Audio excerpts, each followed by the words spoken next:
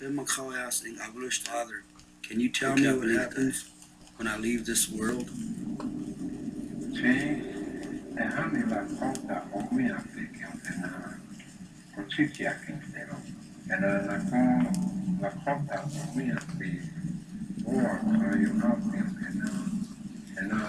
justicia. Now, come on, look at that. I'm going to tell you about the old Indian way and the journey to the spirit world.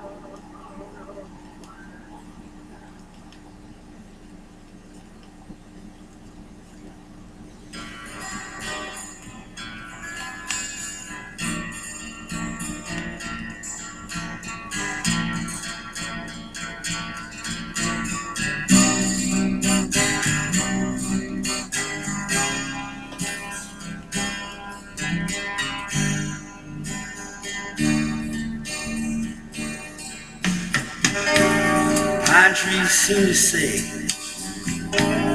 where's been blackout today? Didn't used to sit here with a smile, take his picture of the child, while all the while you stole his land.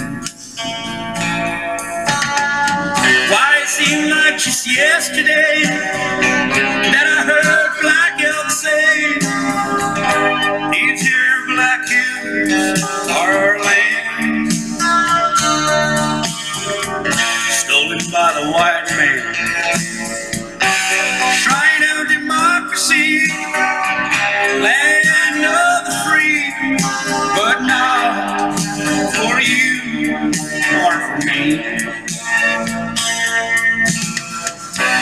Shrine of democracy, land of the free, but not for you or for me. If they wanted to be so fair on my rushboard, why isn't the Indian up there? Sitting bull, spotted tail, red cloud, we'd all been so proud. In the most sacred land of the Sioux, 4 faces carved on granite stone, in the midst of a home, in the midst of a home. Why it seemed like just yesterday that I heard Black Elk say, these here Black Hills are our land, stolen by the white man. Shrine of democracy, land of the free, but not for you or for me. Pine trees seem to say, when Black Elk is gone, gone to the great beyond, back to the buffalo, back to his people, to his home. Why it seemed like just yesterday that I heard Black Elk say, these here Black Hills are our land, the white man. Shrine of democracy, land of the free, but not for you or for me. Remember that. Pine trees seem to say, and black elf is home today. See a shadow on the granite stone. Black elk has come home, back to his people, to his land. People, can't you hear him say that he's home to stay? These here black hills are his land, stolen by the white man. Shrine of democracy, land of the free, but not for you or for me. Shrine of democracy, land of the free, but not for you or for me. Remember that now. But not for you or for me. Pine trees seem to say, Ben Black Elk is home to stay.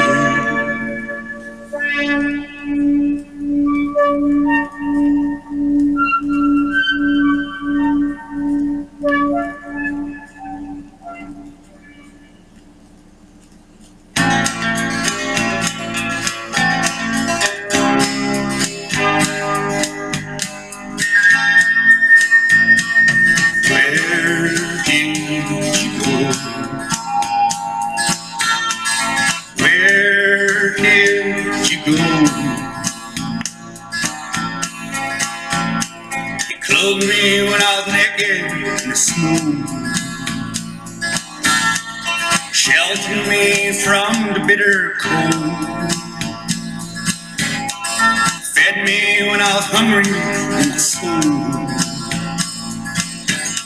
Now where did you go? A friend that I've grown to know. My friend, the buffalo. Why, it seemed like just yesterday that I felt the ground tremble as you came running by. Now I watch a buzzard circling in the sky, and the iron horse that cuts through our land. He died every day when comes the white man, and take you high and leave me to rot in the heat. Where did you go, my friend that I've grown to know? My friend, the buffalo. Without you, my people will surely die. Already the babies, they do cry. I stand on the hill, pray. But gone are the days. Where will we go, my friend that I've grown to know?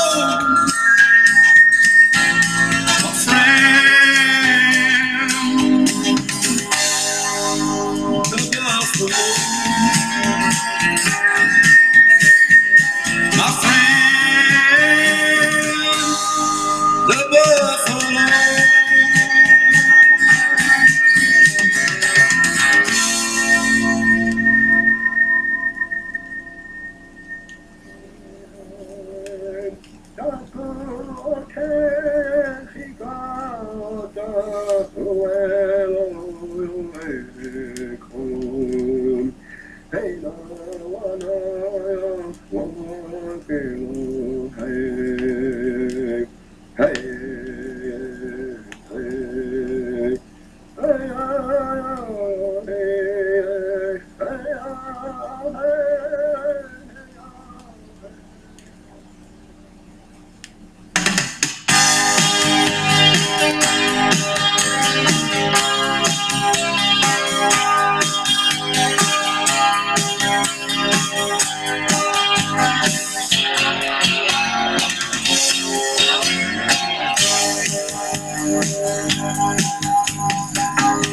old Indian medicine man standing by a hillside. And this is what he was saying to his people. Run, run, Indian, run. Run while you can. Here comes the white man. Run through the valley that you once called home. Once where your children still play for their own.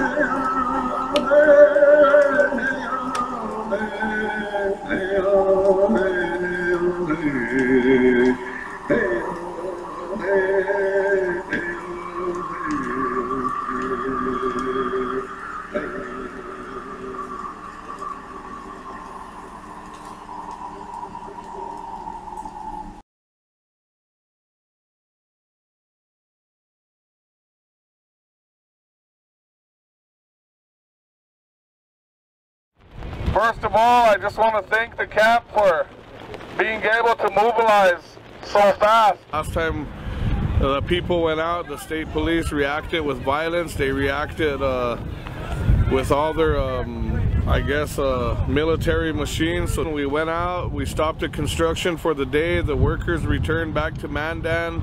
The welders left the site. We were able to mobilize the whole camp. Probably at least 500 people or more left today, and we stopped DAPL for the day.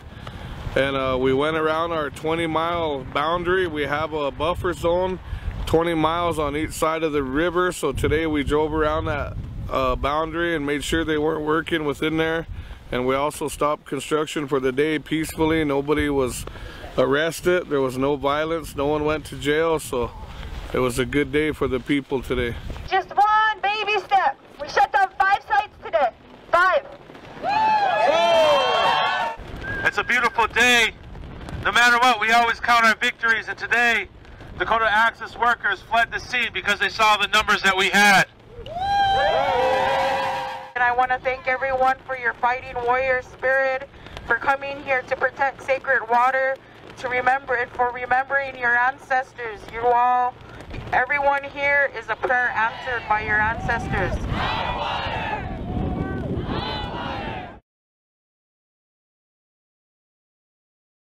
Fight of Native American tribes in North Dakota against an oil pipeline continues, and the protest camp says it's not going anywhere until the Dakota Access Pipeline meets their demands. The biggest of which is altering the route of the proposed pipeline, which, under its current blueprint, would cross the Missouri River. This creates concern with the Standing Rock Sioux tribe that their only source of water could be destroyed. But is this really just natives fighting an energy company? The Food and Water Watch gathered public data and suggests that there's many more players involved on the Dakota Access Pipeline side. RT's Alexei Arashevsky breaks it down. The Standing Rock Sioux tribe versus Dakota Access, the 6-month-old story which only recently became well known nationwide, only after protesters clashed with the law enforcement in North Dakota. And if you think this is just a bunch of Native Americans fighting against one energy company, think again. In fact, it is a struggle between the alliance of tribes and a hefty chunk of the global corporate world. A recent report by Food and Water Research broke down a very close detail who exactly stands on the pipeline company's side of the barricade.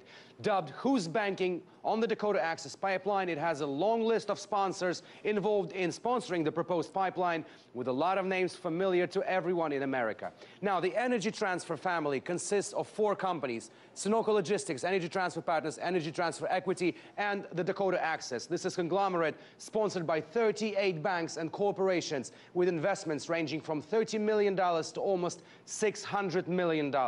You all know these names, and yes, the Wall Street giants are also there. All in all, over $10 billion worth of credits and loans for these companies to develop more oil and infrastructure have been done.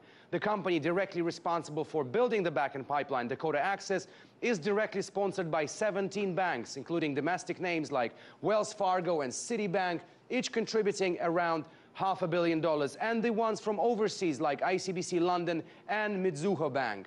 The overall contribution to Dakota Access stands at $2.5 billion worth of project-level loans.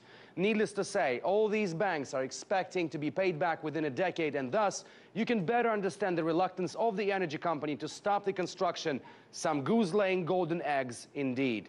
But one question comes to mind: if so much money is at stake, why wouldn't the company alter the pipeline's route so that it doesn't threaten the Missouri River? The Standing Rock tribe has been looking for an answer to that since March, and now they say they're not going anywhere and they will stay at the protest camp even when the winter comes. Lately, pipeline fighters also delivered their message directly to corporate offices, starting with the branches of the Canadian TD Bank. Their protest at the doors forced a statement from the bank, which invested more than $300 million into that pipeline, saying, "We work with our customers, community and environmental groups and energy clients to better understand key issues of concern and to promote informed dialogue. We also respect the rights of people to voice their opinions and protest in a peaceful way. Our oil and gas sector lending represents less than 1% of our total lending portfolio. portfolio, which doesn't really answer the question as to why the pipeline's route cannot be altered to resolve the issues voiced by the natives in North Dakota. The Standing Rock Sioux tribe has come a very long way from being reported on only by RT America back in March to getting nationwide attention in August, getting strong support from some parts of the U.S. Congress, and even making a speech in front of the UN in Geneva. But looking at what the tribe is really coming up against, one may wonder if they are on an uphill ride. Alexei Rashevsky, RT, reporting from Washington, D.C. Well, as you just heard from Alexei, this story, this battle, it's getting a lot more attention from when we first started covering it back in March. But the blackout still continues on some networks, even though this level of protest in the Native American community, it's unrivaled in recent history. Jim Narikas of Fair and Accuracy Reporting joins me now. Jim, thanks for being here. Look, unprecedented gathering of Native American tribes coming together, huge camp out. We have violence, we have attack dogs, we have pepper spray. It's very visual. All the makings of a TV news story. To this day, some networks have yet to cover it. What's missing? Well, I think that this is a crucial story for not just for Native Americans, not just for the people who live along the Missouri River, but for the planet. This is a discussion about the energy infrastructure that is taking more petroleum out of the ground to burn, to contribute to a global crisis of global warming that is creating all sorts of problems right now and will increasingly create problems in the future. And for NBC and ABC to treat this as a non-story, I think is just incredibly irresponsible. They have decided that it's not worth sending camera crews out to cover this story, which, as you say, is extremely visual. And I think there's a sense that corporate media have that people protesting are illegitimately trying to influence the news rather than just being passive spectators to the news. And so there is this resistance on the part of the decision makers at these big corporations that are covering the news to cover anything that was brought to their attention because of popular mobilization. Look, I understand this concept of not going out and reporting on every protest. I mean, there are so many protests out there, but this isn't just a little picket line here. This is a huge protest, and as you mentioned, ABC and NBC have yet to cover a single second based on your analysis. What has been your analysis of the coverage that this movement has received on other networks? Well, there has been a little bit of coverage on CBS. They've done, I think, 2 stories on the CBS Evening News that covered it, not extensively, but more than just a kind of headline reading dismissal. It's been mentioned sporadically on CNN. Fox News has brought it up largely as a way to kind of cast aspersions on Jill Stein, the Green Party candidate, for being arrested for vandalism. But the one corporate media network that has devoted some attention to this, I think, is MSNBC, particularly Lawrence O'Donnell, who's actually gone out there and talked to people and tried to get to the bottom of the story, and he deserves some commendation for that. Right. One of our reporters, when he first came out at the very beginning of it, Alexei Rashevsky, who's been covering this almost since day one, the fact that what he showed us was such a huge movement and we hadn't heard from it anywhere else yet. You know, we've definitely been trying to stay on this story as well. But what do you attribute to the lack of coverage on this? Well, as I say, the definition of news that is embraced by corporate media is the actions and opinions of powerful people. It is not about what the public does. It's not about what indigenous people do when they mobilize to try to take control of their own environment and protect the lands that they live on. That is not what they call news, you know, at Rockefeller Center.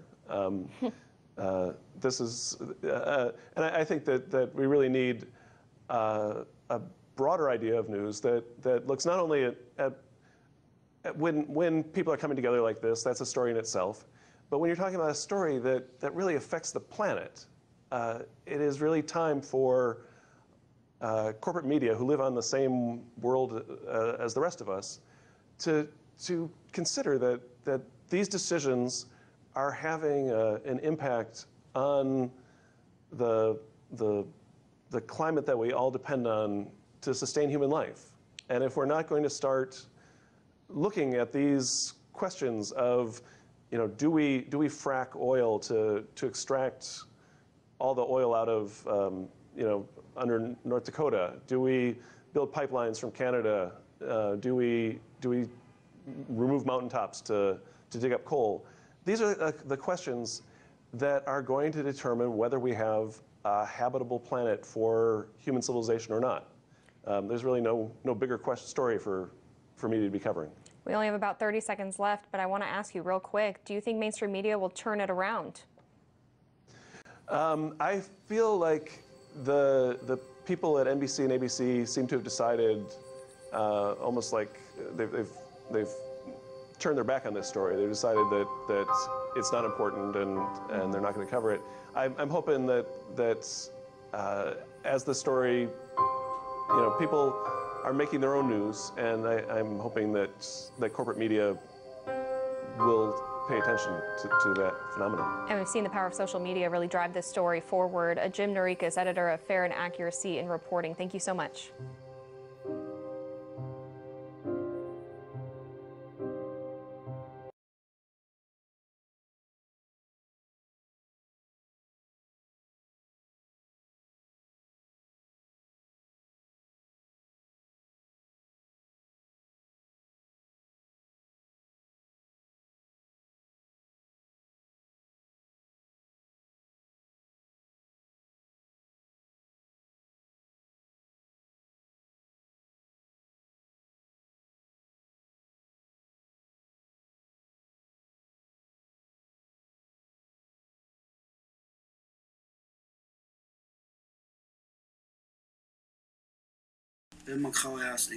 Father, can you tell me what happens when I leave this world?